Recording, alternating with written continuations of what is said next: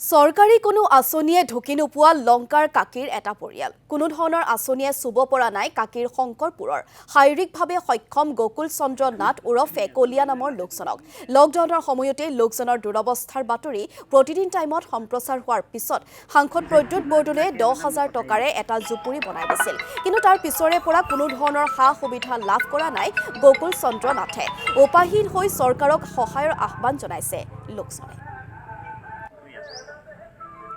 আৰু এই সন্দৰ্ভত আমি কিছু পৰিৱেশ জানিবলৈ চেষ্টা কৰিম আমাৰ সাংবাদিক সঞ্জীৱ শইকীয়াৰ জৰিয়তে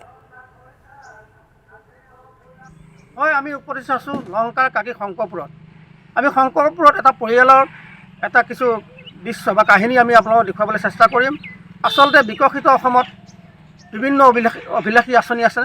কিন্তু কোনো আঁচনিয়ে ঢুকি পোৱা নাই গোকুল নাথ নামৰ এই লোকজনক এই আমি কেমেৰা সহযোগী আমি ঘৰটো দেখাবলৈ অনুৰোধ জনাইছোঁ এই ঘৰটো যেতিয়া লকডাউনৰ সময়ত আমি এই ঘৰটো তেখেতৰ যেতিয়া থাকিবলৈ কোনো ব্যৱস্থা নাছিলে কিন্তু তেতিয়া আমি এটা বাতৰি পৰিৱেশন কৰিছিলোঁ এই বাতৰি পৰিৱেশনটো কৰোঁতে কিন্তু তেতিয়া নগাঁও জিলা সাংসদ প্ৰদ্যুৎ বৰদলৈ এই টকা 10,000 দিছিলে টকা 10,000 দিয়াৰ পিছত এই ঘৰটো নিৰ্মাণ কৰি যেনে তেনে বসবাস কৰি আহিছিলে কিন্তু পৰৱৰ্তী সময়ত এই ঘৰটোতো কোনো থাকিব মানে নোৱাৰা অৱস্থা হোৱাত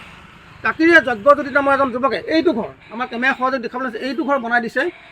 যে কলিয়া নাথ আৰু তেওঁৰ যি পত্নী এই পত্নী একেলগে সহবাস কৰিব পাৰিব কিন্তু এটা পৰিতাপৰ বিষয় এই কলিয়া নাথ নামৰ পৰিয়াল লোকজনক কিন্তু এতিয়ালৈকে কোনো চৰকাৰী আঁচনি ঢুকি পোৱা নাই আপোনালোকে দেখিছে এইজন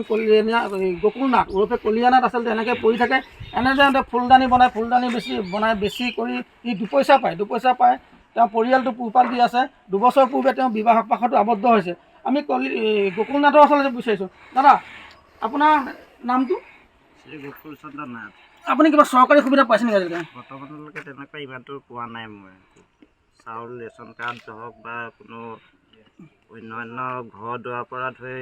একো আঁচনি পোৱা নাই বৰ্তমানলৈ মানে একো আঁচনি অৰুণোদয় আঁচনিও পোৱা নাই অৰুণোদয় আঁচনিটো তেনেকুৱা মোৰ ধৰণৰ মোৰ নিজস্ব হিচাপত নাই মোৰ মাহীৰ নামত আছে মোৰ মাহীয়েহে মোক দিয়ে আপোনাৰ মাহীয়েকে আপোনাক দিয়ে চলিবলৈ দিয়া কিবা এটা এনেই আপোনাৰ চলা ফুৰাত কেনেকৈ কৰে আপুনি খোৱা বোৱা যিবোৰ বস্তু দালি চাউল এইবিলাক কেনেকৈ ব্যৱস্থা কৰে মই এনেকৈ হাতৰ কাম ইটো সিটো কৰি পেলাই যা যোগাৰ কৰোঁ আৰু যিখিনি পাৰোঁ আজিলৈকে কোনোৱে আপোনাক তেনেকুৱা চৰকাৰী সুবিধা পোৱা নাই নাই আপোনাৰ এনেকৈ এই অৱস্থা কেতিয়াবা এই যিটো আমি খোজকাঢ়িব নোৱাৰা অৱস্থাটো প্ৰায় মোৰ হ'ল 15-16 বছৰ মানে প্ৰায় হ'ল আপুনি এনেকৈ চুচৰি চলি থাকে হয় আৰু এই ফুলদানি বনাই বিক্ৰী হয় বিক্ৰী হয় ধৰি লওক গৰমৰ ছিজনত বিচনীও বনোৱা হয় তেনেকৈও চলি যায় আৰু কেনেকৈ চলি আছে আপুনি হয় এটা কথা ক'ব লাগিব অসমত এতিয়া আঁচনিৰ অভাৱ নাই বিভিন্ন আঁচনি আচলতে ঘোষণা হৈ আছে বা আঁচনি ৰূপায়ণ হৈ আছে কিছু লোকে এটা সুবিধা গ্ৰহণ কৰিছে কিন্তু এটা কথা ক'ব লাগিব আপোনালোকক দেখুৱাইছো আৰু কাকিৰ শংকৰপুৰৰ এগৰাকী শাৰীৰিকভাৱে সক্ষম গোকুল চন্দ্ৰ নাথ ওৰফে কলিয়া এনেদৰেই তেখেতে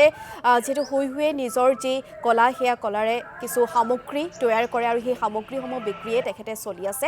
এই সন্দৰ্ভত কোভিডৰ সময়ছোৱাত প্ৰতিদিন টাইমেও বাতৰি সম্প্ৰচাৰ কৰিছিল তাৰ পিছত সাংসদ প্ৰদ্যুৎ বৰদলৈয়ে এটা জুপুৰি এই জুপুৰিটো নিৰ্মাণ কৰি দিছিল কিন্তু তাৰ পিছৰ পৰা কোনো ধৰণৰ সা সুবিধাও লাভ কৰা নাই গোকুল চন্দ্ৰ নাথে যাৰ বাবে অতিকৈ এক যি জীৱন সংগ্ৰাম সেই সংগ্ৰামত ব্ৰতী থাকিবলগীয়া হৈছে এগৰাকী গোকুল চন্দ্ৰ নাথে